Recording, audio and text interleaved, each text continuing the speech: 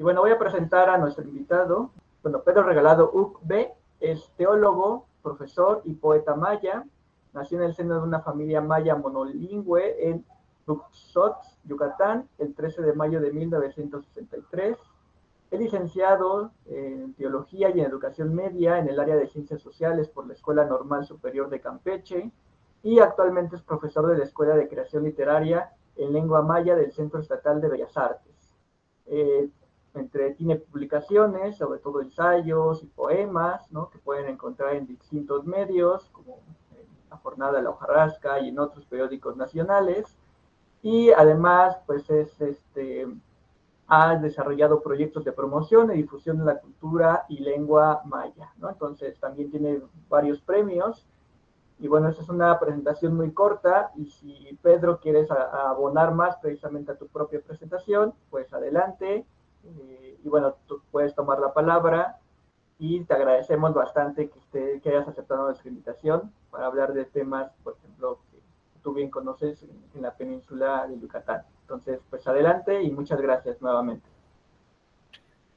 Muchas gracias, Giovanni, por esta oportunidad de platicar con los jóvenes, por abrir esta puerta que consideramos muy importante para nosotros aquí en la península, el dar a conocer el problema que vivimos, la situación en la que estamos en torno a las empresas que están construyendo o destruyendo el medio ambiente aquí en la península de Yucatán.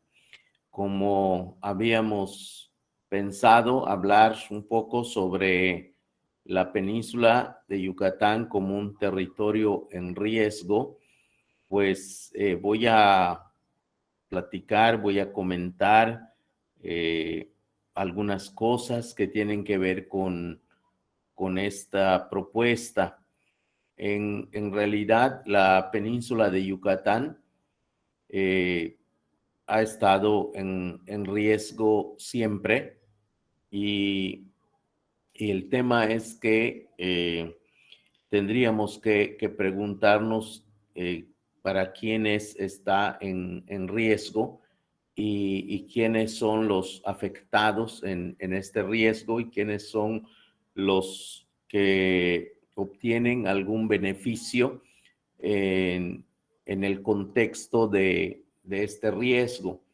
En realidad, la península ha sido devastada en muchas ocasiones, teniendo como marco la llegada de los españoles en la conquista, cuando pues la península de Yucatán comienza a tener un problema grave en muchos sentidos. Luego, uno de los aspectos muy importantes fue la colonia, en donde la península de Yucatán la convierten en un gran plantío de henequén. Por muchos años, la península de Yucatán se conoció como el área del oro verde, en donde se producía una gran cantidad de henequén para exportar a los Estados Unidos y bueno, esto marcó mucho la vida de los mayas, de las familias, de las comunidades indígenas que vivimos aquí, pero también marcó mucho la vida del mismo territorio, porque el henequén pues es un monocultivo.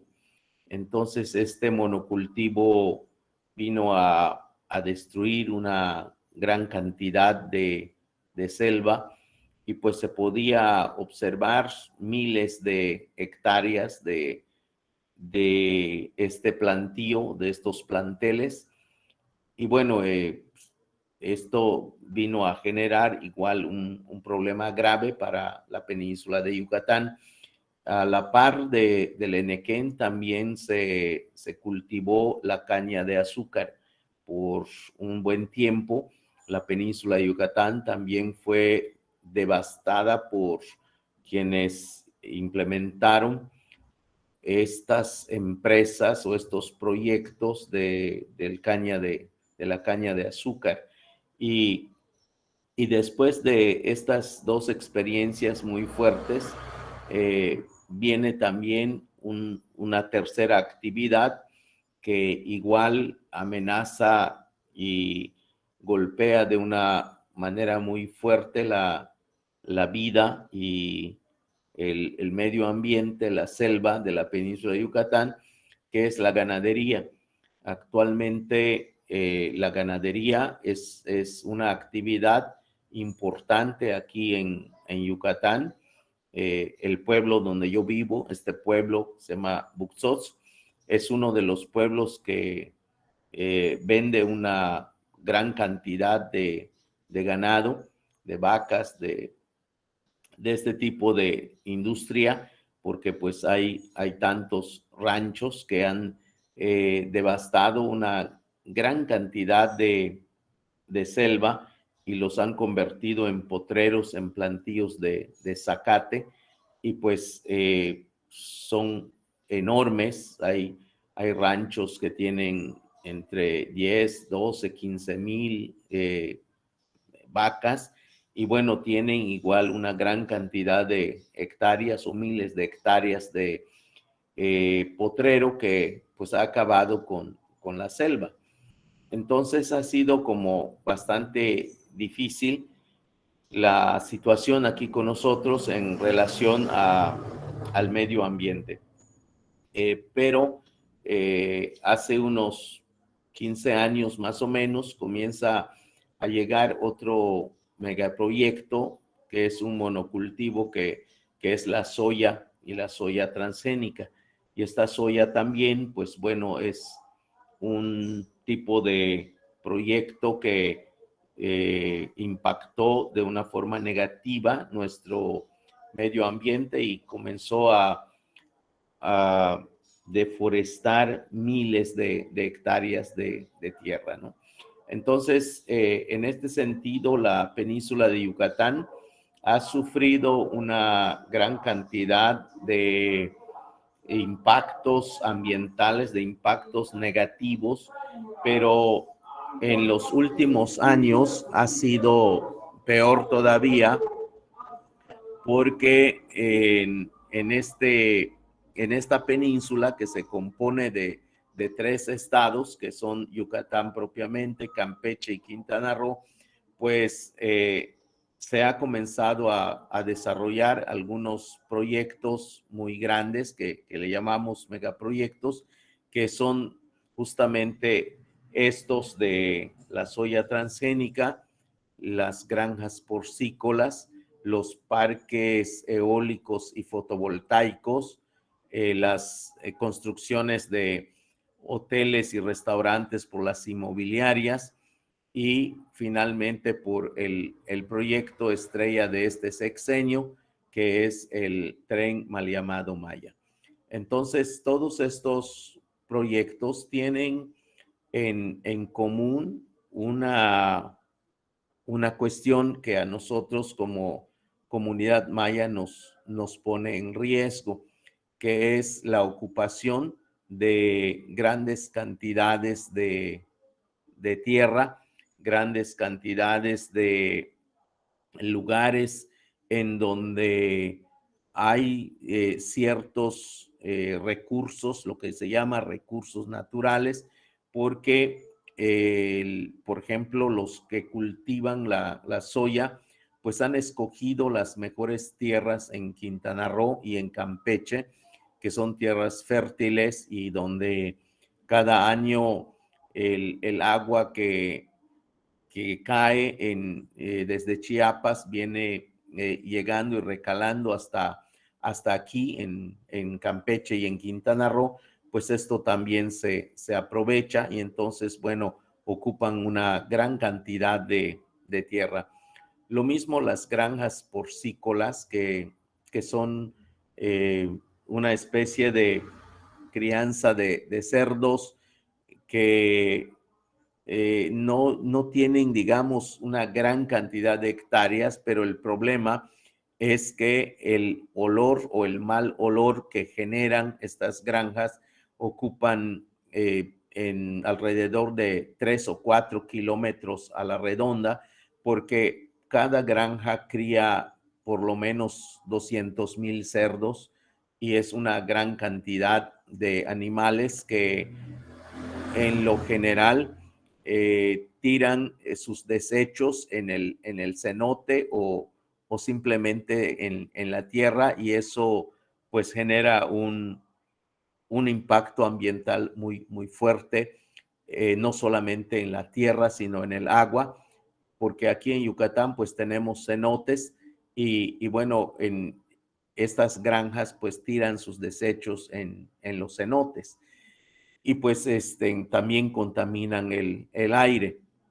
Pues todo este tipo de situaciones pues ha generado un impacto ambiental muy fuerte y, y bueno, es parte de la destrucción, es parte de la amenaza, es parte de estos impactos negativos que nosotros tenemos. Lo mismo pasa con esto que se conoce como el turismo verde o estos proyectos que implementan las inmobiliarias en las que identifican espacios que son atractivos para el turismo, como son los cenotes, como las selvas altas, como los sitios arqueológicos. Entonces hacen una especie de asociación con los gobiernos y forman una figura de asociación civil en la que plantean al gobierno que se van a encargar de cuidar y de proteger el medio ambiente y piden que se hiciera una especie de decretos para expropiar grandes zonas y ponerlo bajo su cuidado, su protección.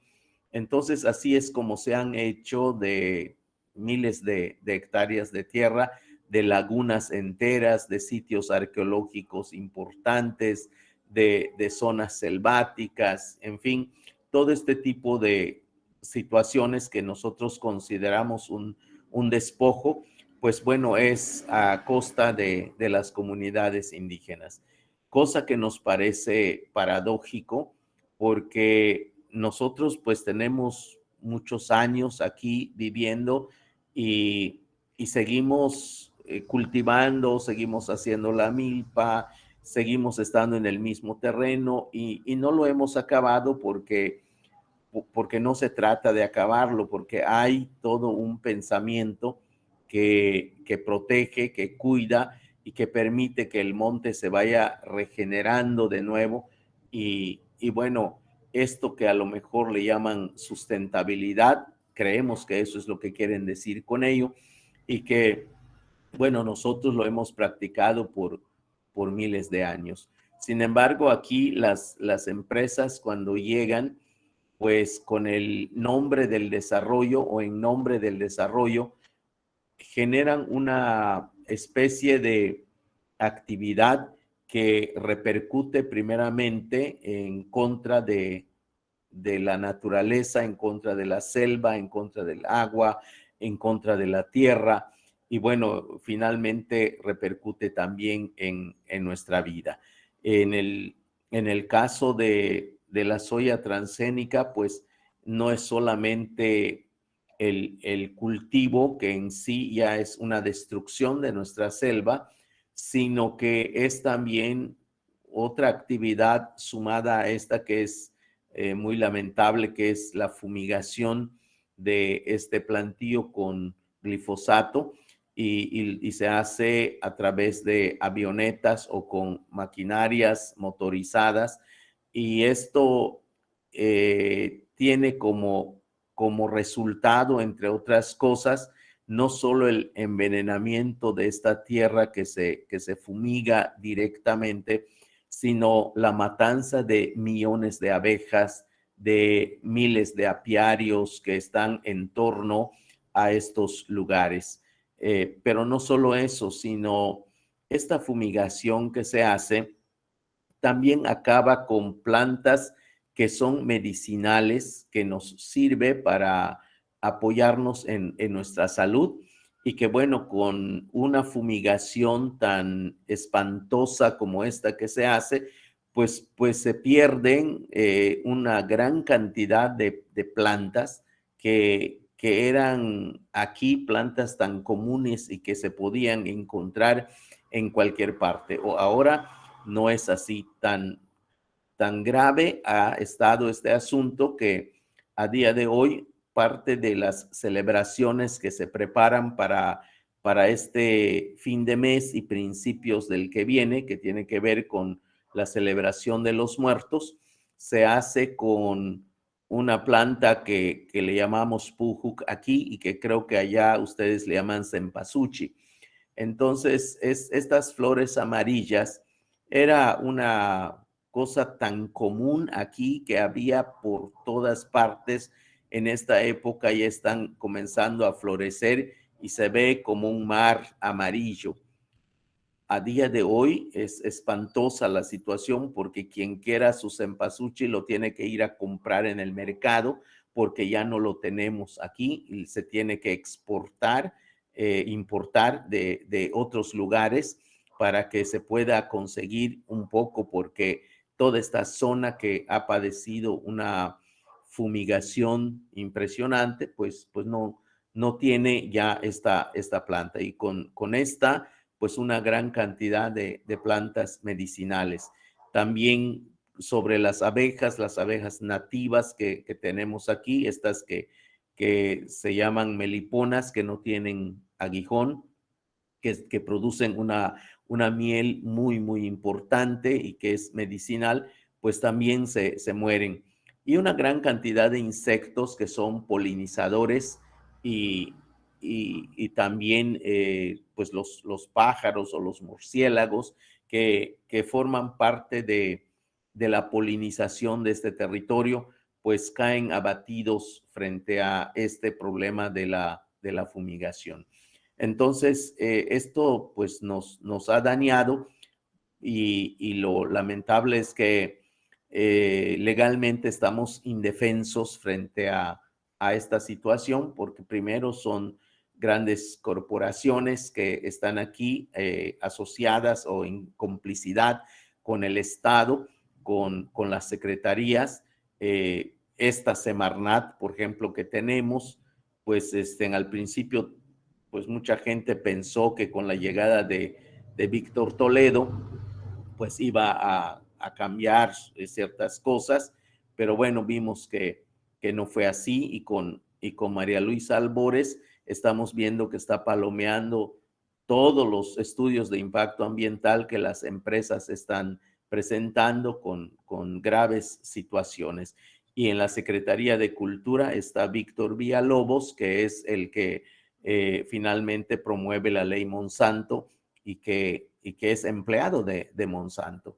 Entonces, no tenemos realmente mucha esperanza sobre nuestra defensa, a pesar del artículo 2 de la Constitución, que habla de ciertos derechos que tenemos, y el convenio 169 de la OIT, que son así como las regulaciones que tenemos en nuestro favor, pero que en realidad no se respetan, sobre todo en un gobierno tan extraño como este y tan descarado con sus otros datos.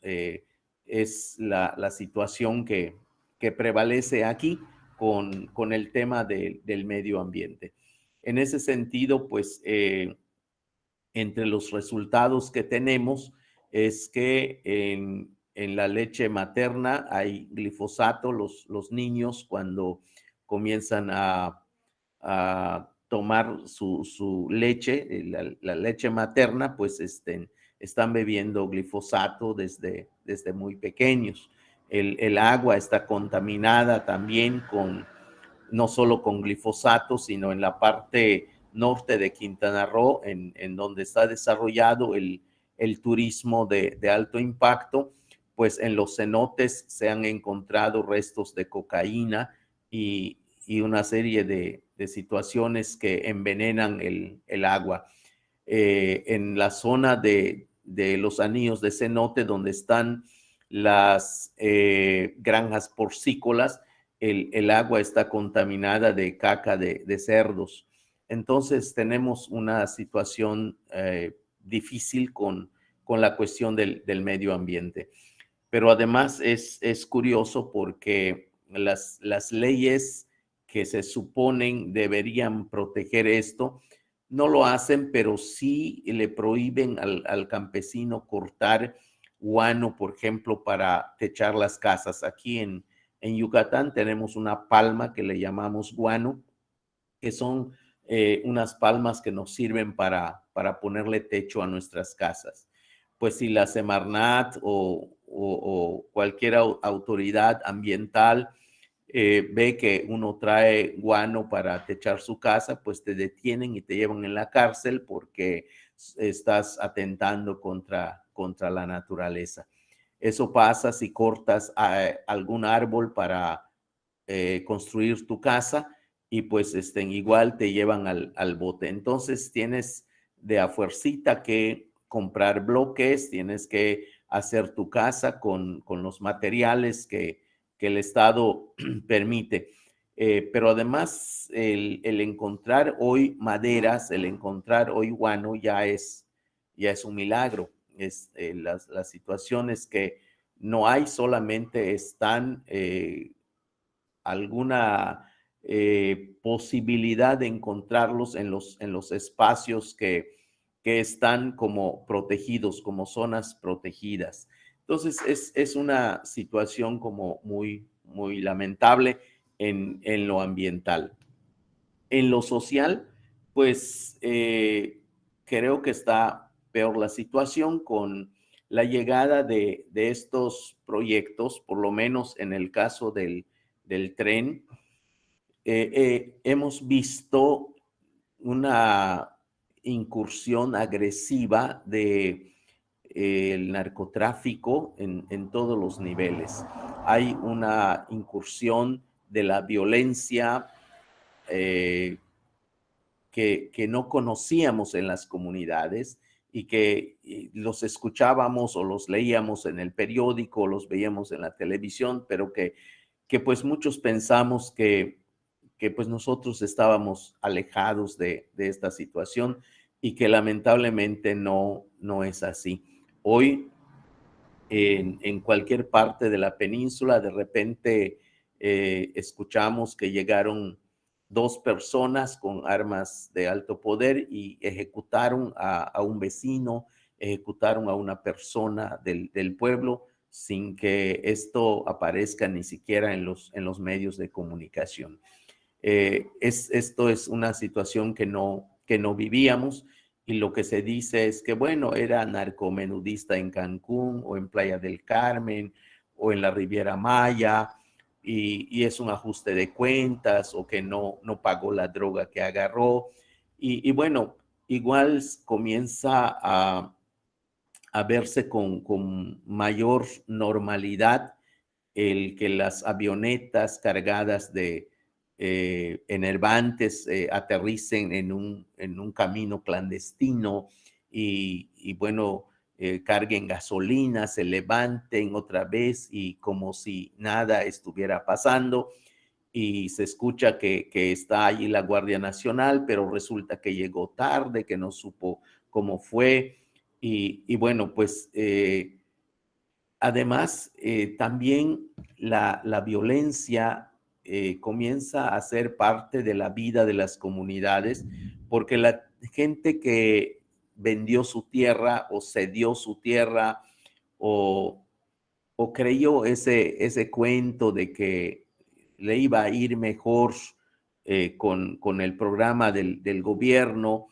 pues y consintió que las empresas entraran y se apoderaran de su tierra, pues al desengañarse, al no tener empleo, al no tener lo que necesita para vivir, pues tuvo que emigrar, tuvo que irse a Chetumal, tuvo que irse a Cancún, tuvo que irse a Mujeres, a Cozumel, otros a los Estados Unidos, en el norte, en fin, hay una migración importante.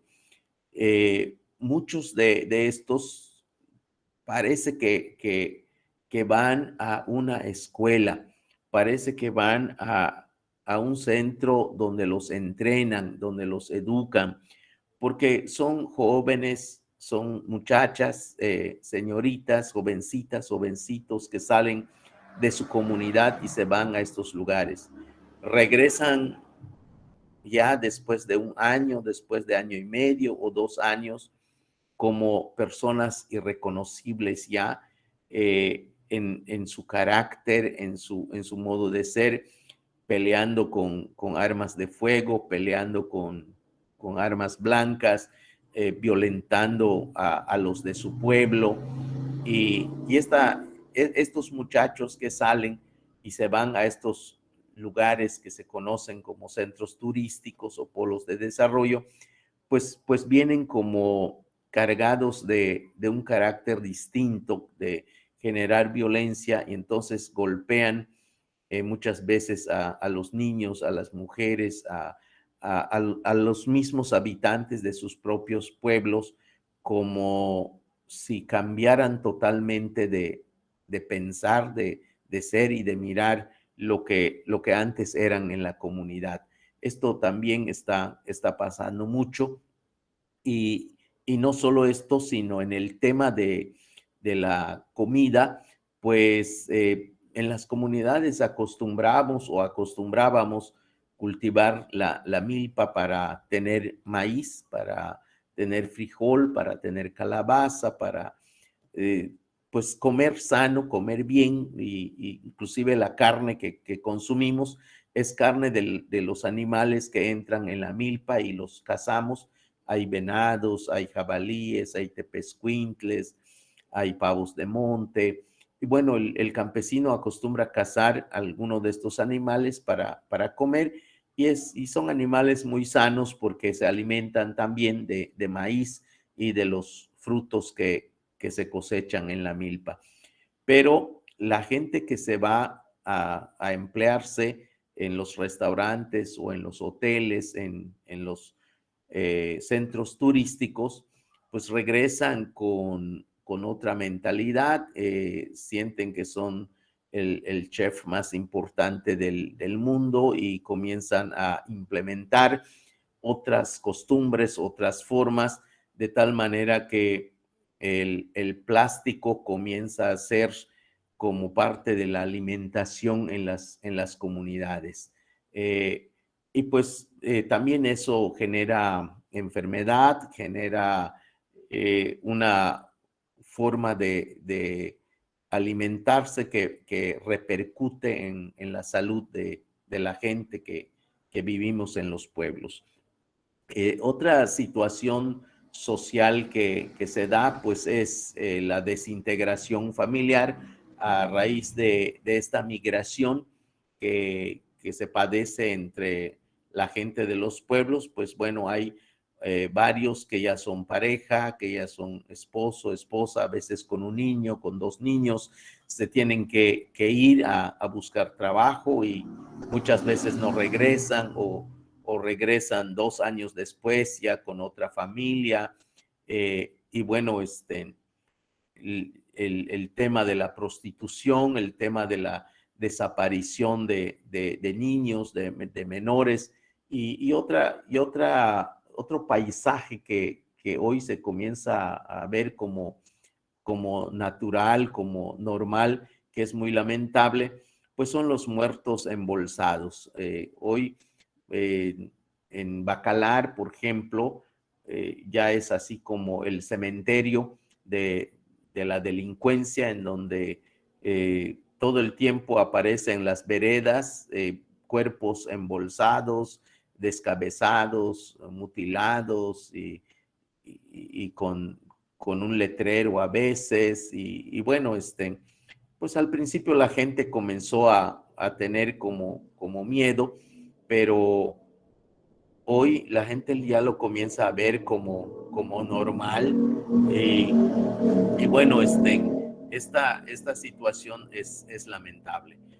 En este mismo sentido, en esta misma dirección, está ya el control que ejercen los grupos del narcotráfico, los cárteles, el pleito que tienen sobre la plaza de Cancún y de la Riviera Maya, pues bueno, es espantoso porque hoy parte de la situación que aqueja a mucha gente es que la mayoría tiene que pagar derecho de piso para poder hacer su venta.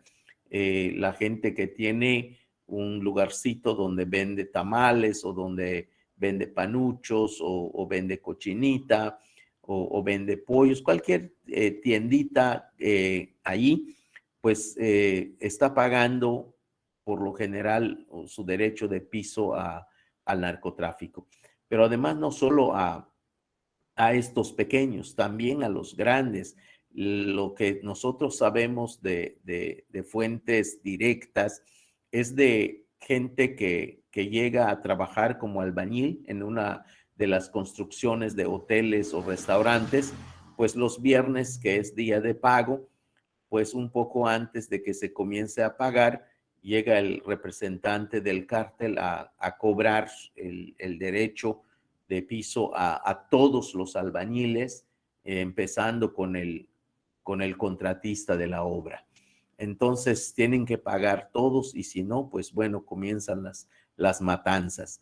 Y así se vive entonces con este problema que el narcotráfico está con una fuerza enorme en esta zona en donde no hay o por lo menos no se ve un proyecto de seguridad, un plan de seguridad, a pesar de que se ha cacareado mucho sobre la Guardia Nacional. Lo que nosotros hemos visto es que la Guardia Nacional está como el muro fronterizo de Estados Unidos, tratando de controlar la entrada de los centroamericanos a este país. Pero en el tema del narcotráfico, pues no ha sido así tan fuerte. Ha sido que el mismo Fonatur, a través de su director, el señor Jiménez Pons, ha dicho que hasta a Fonatur le han querido cobrar derecho de piso por los narcotraficantes, ¿no? Entonces está la situación social difícil respecto a lo que nosotros vivimos en relación a la salud. Pues hace 2 años y medio, cuando se empezó a hablar de la construcción del tren, casi 3 años, pues sí es cierto que había pobreza y hacía falta hospitales, hacía falta medicina, hacía falta una atención pues a la salud, a la vivienda, a la educación, a estos derechos básicos que se supone todos tenemos consagrado como derecho en la Constitución. Sin embargo, a 3 años de que esto haya empezado, pues lo que hemos visto es que hoy hay mayor pobreza.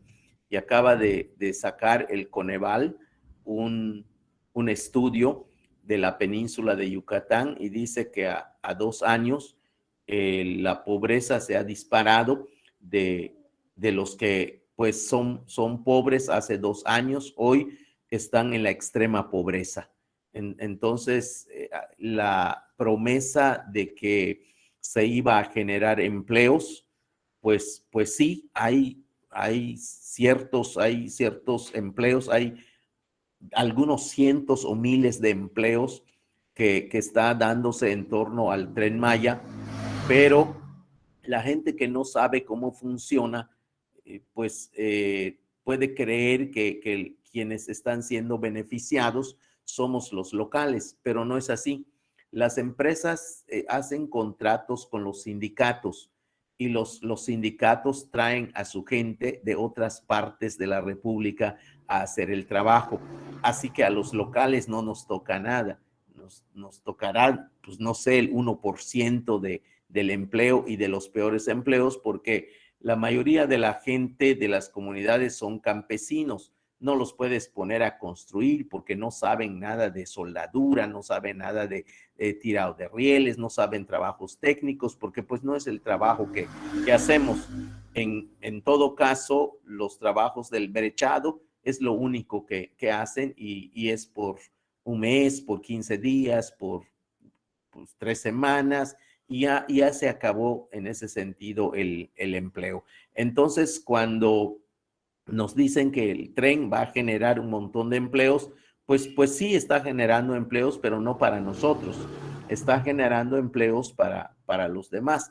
Entonces, el nivel de salud de cómo estaba precario, fregado, pues hoy está peor, porque por lo menos antes con lo que se sembraba en la milpa se podía comer y se come sano. Pero hoy ya no tenemos eso, primero porque muchos entregaron su tierra para el tren y otros se enlistaron en el programa Sembrando Vida. Y este programa les absorbe todo el tiempo y no les alcanza tiempo para hacer su milpa. Entonces, quienes están inscritos en el programa Sembrando Vida, pues dejaron de hacer milpa, ya tienen casi 2 años sin hacer milpa y están obligados hoy a ir a la tortillería a comprar tortilla que la verdad pues no es nada comparable esa tortilla con la que se hace a mano en casa. Primero porque ni siquiera es maíz, es más seca con no sé qué tanta cosa, pero pues como no tiene milpa, pues tiene que ir a comprar tortilla. Es paradójico porque la gente dejó de sembrar y hoy tiene que ir a comprar tortillas que no le gusta, que no es la que acostumbra y además con un precio bastante alto. 25 pesos el kilo de tortilla. Las familias mayas por lo general son numerosas porque acostumbran vivir entre abuelos, papás, nietos, tíos y sobrinos a veces. Y pues en cada casa hay pues por lo menos 5 personas, 5, 6, 7, 8, 10 personas a veces en una casa. Entonces tienen que comprar alrededor de 5 o 6 kilos de tortilla para que alcance. Si son a 25 pesos el kilo de tortilla, pues comprar 5 o 6 kilos ya es un dinero importante. Y ahora se dan cuenta que lo que ganan en el programa Sembrando Vida ya no les alcanza para comprar ni siquiera la tortilla y menos la vianda, ¿no? Entonces, a diferencia de que tenían milpa, había además una ventaja. Lo que se cosecha en la milpa, pues era algo que se trae directamente en la casa. Ahora no, muchas familias donde el padre de familia es el responsable directo de ingresar, pues muchas veces cuando cobra el viernes, pues se va a la cantina y se gasta todo el dinero y se queda la familia sin comida. Eso cuando tenía milpa no se podía hacer porque no había un efectivo, sino había cosecha, había producto y se traía en la casa y si no lo trae, pues las señoras o los hijos van a buscar en la milpa y se traen y siempre hay comida. Ahora eso ya no se puede hacer. Entonces, en materia de salud estamos mal porque no comemos bien. Justamente esto es muy paradójico porque una de las ideas o ideas centrales o pensamientos de la cultura maya es justamente el tema de la salud, pero el tema de la salud no se concibe como en Occidente que la salud se consigue tomando una pastilla para que no te duela nada, sino aquí la salud es una cuestión preventiva. La salud se consigue comiendo bien, se consigue descansando bien, durmiendo bien, conversando bien y celebrando bien. son las bases que tenemos tradicionalmente como una forma de cultivar una vida sana en un medio ambiente sano, en un entorno sano. Pero con todo esto que está pasando, pues se ha dado una voltereta a esta forma de ser, de pensar y de vivir, y de sobrevivir, porque pues bueno, frente a una situación en la que no hay comida suficiente, pues se comienza a tener situaciones como más complicadas. Y, y el tema de la educación, pues las escuelas que antes de la pandemia más o menos funcionaban, ahora con la pandemia que se cerraron, se humedecieron, se cayeron parte de las paredes, de los techos, y pues el gobierno dijo que pues se regrese a la escuela y que el CONACYT iba a mandar botellas de gel. Pues la gente se preguntaba si después de ir al baño gel había que echarle al vacín, porque pues no hay agua en los baños. Entonces era una cosa complicadísima y ahí está la escuela todavía abandonada, detrás de que estaba de por sí deplorable. Hoy está peor porque con estos 2 años casi de pandemia, pues estamos con una situación de mayor eh, eh, dolor, porque pues la gente no sabe cómo reaccionar, y sí hay una inconformidad mezclada con un fanatismo en el que está en mucha gente la esperanza en un hombre que prometió acabar con la corrupción, que prometió acabar con esta situación de injusticia, con aquel eslogan, el primero los pobres, y bueno, la gente sigue esperando esto. Y, y estos paliativos sobre las becas Benito Juárez, que es ese discurso, ya no voy a darle dinero a las instituciones, sino voy a darle dinero a las personas y que directamente la van a cobrar, pues es también un paliativo, porque el dinero que te dan es poco, es insuficiente y te la dan a cuentagotas. Cuando vas a cobrar en el Banco Azteca, porque es el único también que da el dinero, aunque, por ejemplo, aquí en mi pueblo tenemos un Banco Bienestar, pero el Banco Bienestar no maneja dinero, maneja datos solamente, y el dinero te la dan en Banco Azteca. Y cuando metes la tarjetita en el cajero, pues te cobra 30 pesos por cada metida de tarjeta. Entonces está la cola de la gente, y muchas veces lo que te dice es que no está depositado todavía tu dinero. Y la gente tarda entre 15 días a 3 semanas para que pueda cobrar así a gotitas la beca que se le da. Y también eso genera mayor complicación. Y bueno, también digo que es un paliativo porque con ese dinero que te dan, si te enfermas y el hospital no tiene medicinas, no tiene ni siquiera una jeringa, y tienes que ir a comprar medicina, pues las medicinas están carísimas, las medicinas están pues inalcanzables para nosotros. Y pues en el hospital te dicen, pues es que no tenemos ni siquiera una jeringa, ¿no? Eso si encuentras al médico de repente, ¿no? Entonces, la situación eh, es deplorable. Entonces, más que, más que estar en riesgo, yo creo que ya estamos sufriendo los daños. Ya no es solamente una cuestión de riesgo, sino, sino ya estamos sufriendo los daños. ¿Qué es el riesgo? Pues el riesgo es que como pueblo maya, como cultura maya, pues desaparezcamos en poquitos años, ¿no? En poco tiempo, porque creo que el plan, la gente que no está aquí y que no entiende muchas cosas y que no se informa, no se ha dado cuenta el, lo que está detrás del tren, lo que traen en los vagones del tren. En realidad, el tren no es ni siquiera el problema. El problema es lo que está enmascarando el tren, que le llaman, pues de manera elegante, como lo saben hacer, le llaman polos de desarrollo, le llaman ciudades sustentables, le llaman reordenamiento territorial.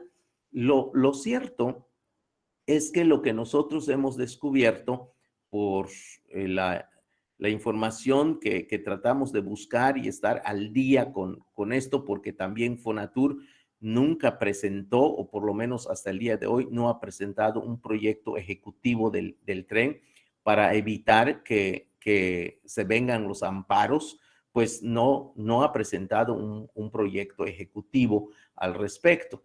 Entonces, lo que nosotros alcanzamos a mirar con la información que de repente sueltan como en forma aislada, pues es que aquí piensan hacer en la península una especie de corredor industrial en donde la gente de Centroamérica, seguramente pensamos nosotros que por encargo de los Estados Unidos, se pueda quedar aquí en México y no llegue hasta allá en ese país.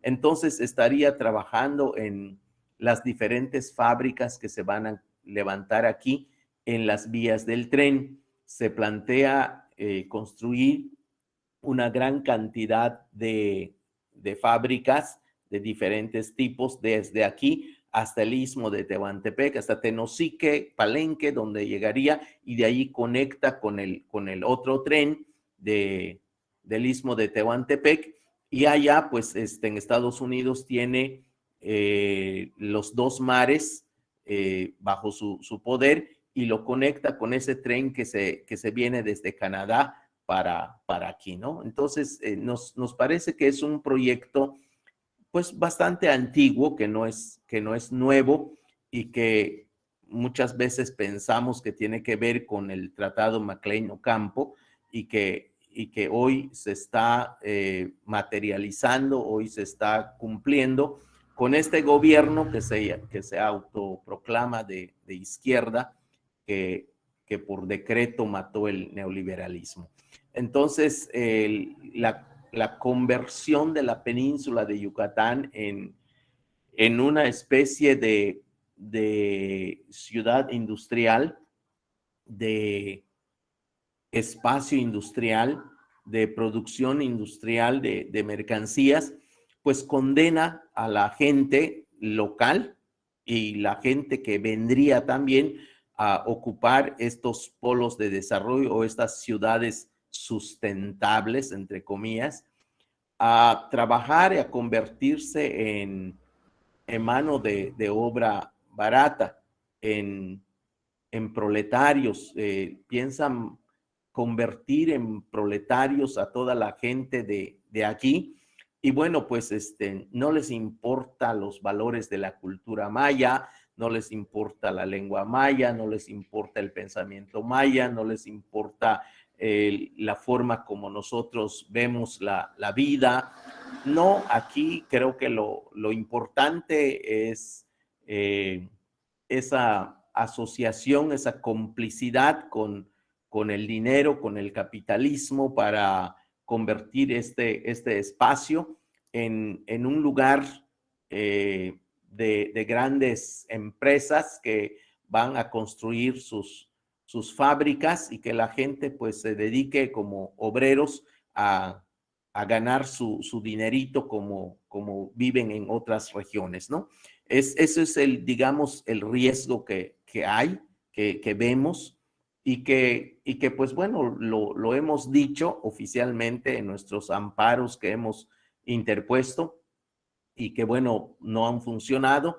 Este presidente pues parece que la única verdad que existe para él son esos datos que él tiene, porque la Suprema Corte pues emitió dos medidas cautelares sobre lo que nosotros reclamamos, que tiene que ver con con los amparos que pusimos contra el tren y bueno, pues al presidente simplemente no le hizo caso, siguió trabajando, aunque la Suprema Corte dijo que bueno, se debe parar en esta situación hasta que se estudie el fondo para determinar si de verdad el tren iba a ser un peligro para nosotros. Pero no, en ningún momento se paró, al revés, ha venido a acelerar el trabajo y donde los tramos solamente se trabajaba en un turno, los convirtió en trabajos de 3 turnos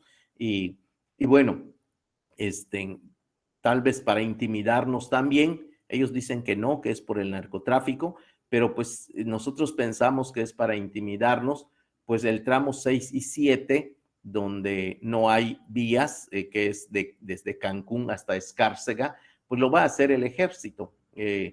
Este gobierno, pues curiosamente, cuando López Obrador era candidato, pues siempre criticó la militarización de Calderón y de otros gobiernos.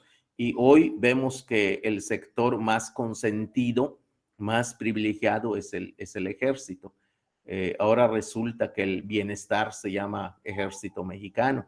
Ellos están construyendo el aeropuerto, ellos están construyendo bancos, ellos están interviniendo en la mayoría de los grandes proyectos, y el tren, pues ellos van a construir el tramo 6 y 7, ellos lo van a operar y los beneficios de ese tren se van a ir para pagar la jubilación de los soldados.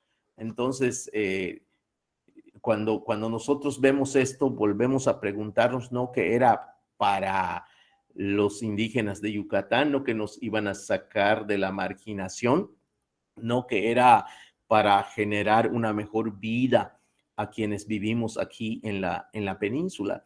Entonces, esta situación que es una situación de riesgo en el sentido de que los pueblos mayas como tal, las comunidades mayas como tal, pues vemos que hay una posibilidad de que en pocos años pues podamos desaparecer. De hecho, la proyección que tienen dividido en 2 partes, que dicen que lo hacen en el marco de las Naciones Unidas, está el 2030, que es el primer corte, y el 2050. Entonces ya en el 2050 ellos dicen que ya debe estar funcionando bien esta zona. Eso no sabemos realmente qué significa. Nosotros de repente ya comenzamos a malpensar y decimos, a lo mejor en el 2050, pues ya los mayas que estorbamos ya no vamos a estar aquí y no van a tener el inconveniente de que nos peleemos con ellos.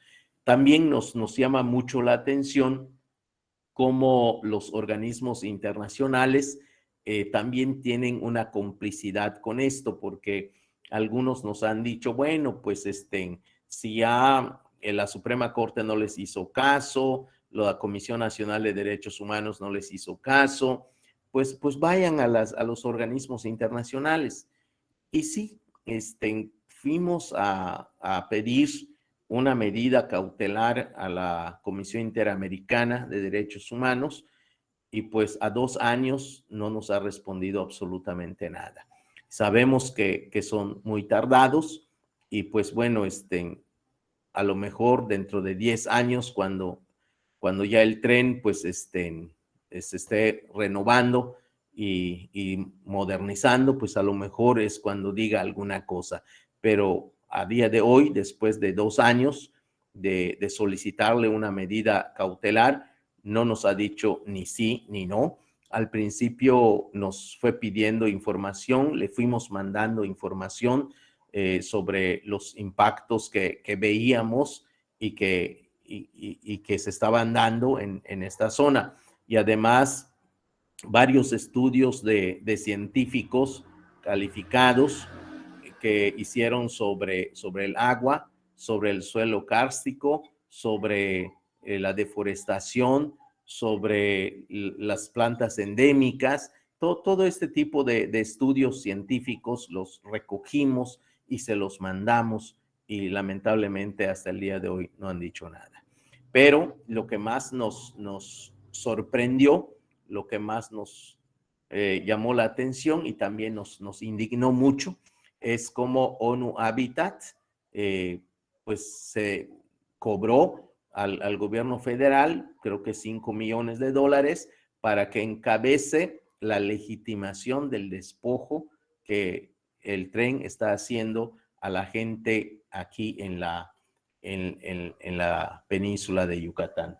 Entonces, esta situación que se dio de que la gente perdiera su casa, la gente perdiera su tierra, la gente perdiera parte de su territorio, y nosotros como pueblo maya de la península también perder nuestro territorio, pues nos pone en una situación muy difícil de aprietos, de preocupación, porque hoy, pues cuando nos sentamos con nuestros hijos, con nuestros nietos, con nuestros sobrinos, pues ya no sabemos qué palabra dejarles.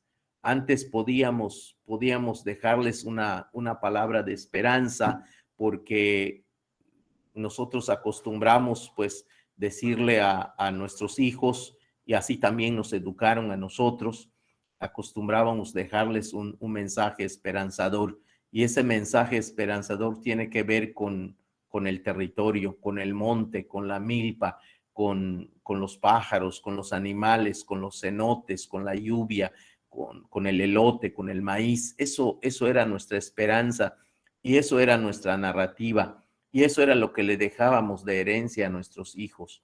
Hoy, si nos sentamos a hablar, hablamos del dolor, hablamos del despojo, hablamos de la desesperanza, hablamos de la injusticia, y pues bueno, no vemos mucho por dónde avanzar. Aquí entre nosotros que somos una especie de colectivo que conformamos la Asamblea de Defensores del Territorio Maya Muchimbal, somos personas campesinos, campesinas, que venimos de alrededor de 25 comunidades de la península, preocupados por esta situación, y nos reunimos para buscar alguna forma de luchar por nuestra vida. Muchos nos han dicho pues que es inútil, que no vamos a ganar porque el gobierno lo ha decidido, y lo ha dicho textualmente: me canso ganso, esto va porque va. Además, las empresas son muy poderosas y pues sí, tienen razón. Sin embargo, nosotros pensamos en esta lógica de no consentir nuestra muerte. Nosotros dijimos: lo menos que podemos hacer es rebelarnos contra esto, y si nos van a acabar, que sea en contra de nuestra voluntad. No pretendemos ganar, pretendemos mantener nuestra dignidad. No podemos consentir nuestra muerte. Y además, si van a construir un tren, que no sea en nuestro nombre. Entonces, eso ha sido la cuestión que nos ha llevado a luchar, a organizarnos.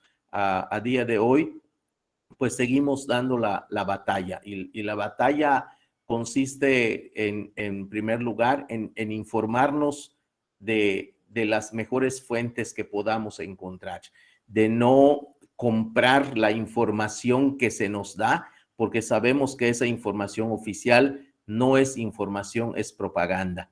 Entonces, nosotros hemos dicho que no vamos a recibir esa información que nos dan, porque no es la información que queremos, porque sabemos que nos desinforman y no nos informan.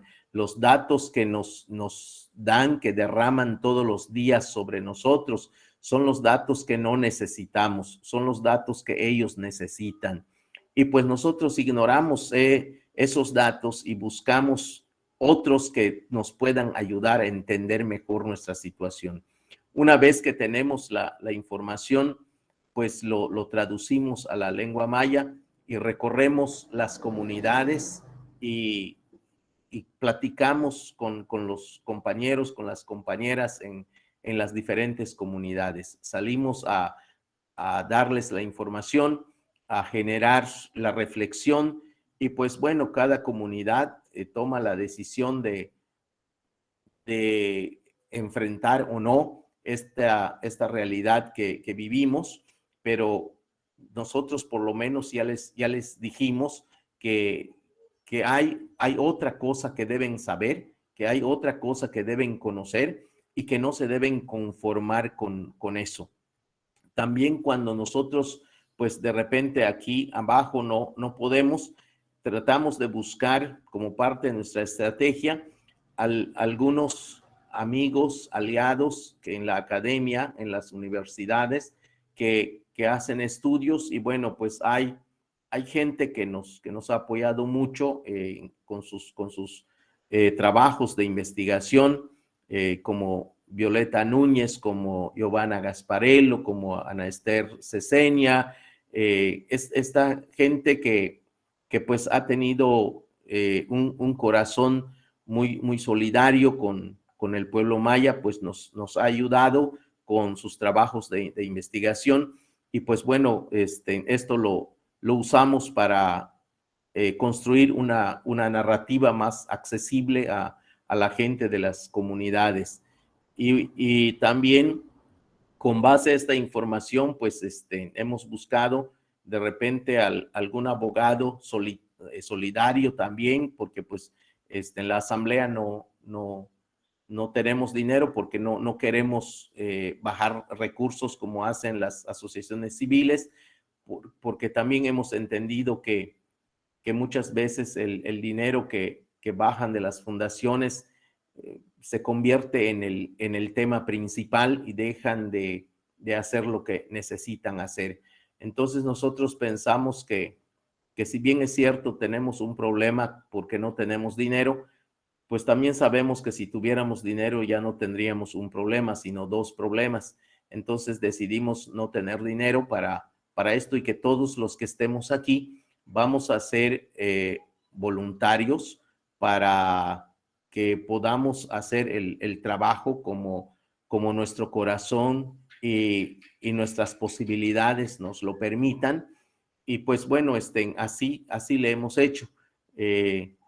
No obstante, hay alguna gente que nos ha apoyado con algún donativo sin ningún compromiso de su parte ni de informarles nada, sino porque han visto lo que nosotros hacemos. De repente nos han dado un donativo para alguna cuestión como una gasolina o algo así, pero nosotros no concursamos por los recursos que se dan en las fundaciones, ni lo queremos hacer.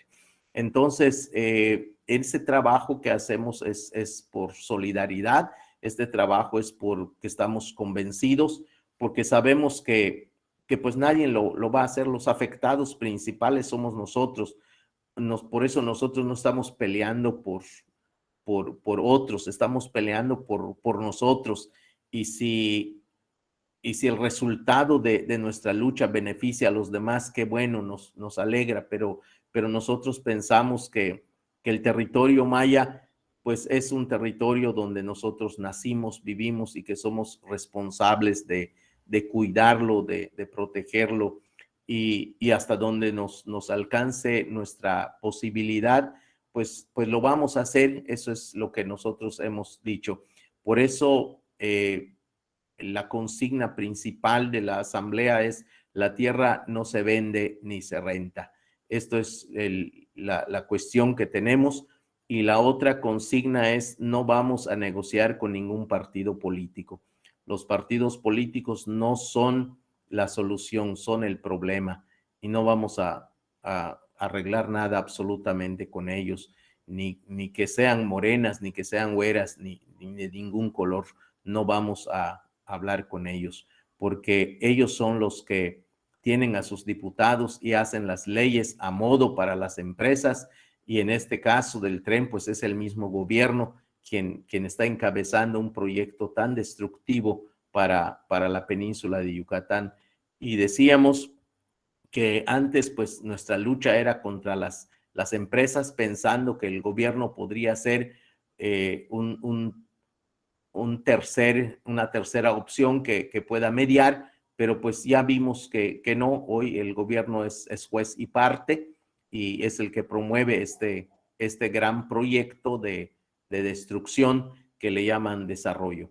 Entonces la situación es así de complicada, difícil, pero estamos conscientes que lo que queda hay que cuidarlo. Nos queda todavía algunos cenotes, nos queda algunas hectáreas de selva, nos quedan algunas celebraciones, nos queda la lengua maya, nos quedan algunas asambleas comunitarias, nos queda algún pensamiento, nos quedan algunas semillas, nos quedan algunas milpas, nos quedan algunos pájaros, nos quedan algunos animales, nos quedan algunos caminos antiguos, y nos quedan algunas estrellas en complicidad con el sol y la luna. Es lo que nos queda y es lo que queremos defender, y por eso pues a día de hoy estamos en esta lucha que pues es una lucha complicada, pero la vamos a seguir dando, aunque sea en medio de la desesperanza. Bueno, pues muchas gracias, aquí lo quiero dejar. Perfecto. Pues muchas gracias, Pedro. Yo me quedo con unos de los comentarios que mencionaba, sobre todo además de la buena alimentación, algo que decías que es el buen diálogo, la buena palabra, ¿no? El compartir precisamente estas cuestiones, no solo para angustiarnos y para entrar en shock, como seguramente están ahorita los compañeros y las compañeras, sino precisamente para seguir pues difundiendo una palabra, seguir compartiendo, discutir entre nosotros las críticas frente a unos procesos que parecieran que son naturales o que no podemos contra ellos, pero que realmente el pueblo maya, las organizaciones y mucha gente precisamente está aportando algo frente a este gran proceso de destrucción y despojo, ¿no? Digamos, exterminio inclusive, ¿no? Entonces, pues te agradecemos bastante. Yo honradísimo con estar aquí con ustedes en su espacio, y pues muy agradecido a Giovanni y a cada uno de ustedes que hoy estuvo en esta charla. Pues muchísimas gracias de mi parte y un abrazo a todas y a todos. Muchas gracias, Muchas gracias. Pedro.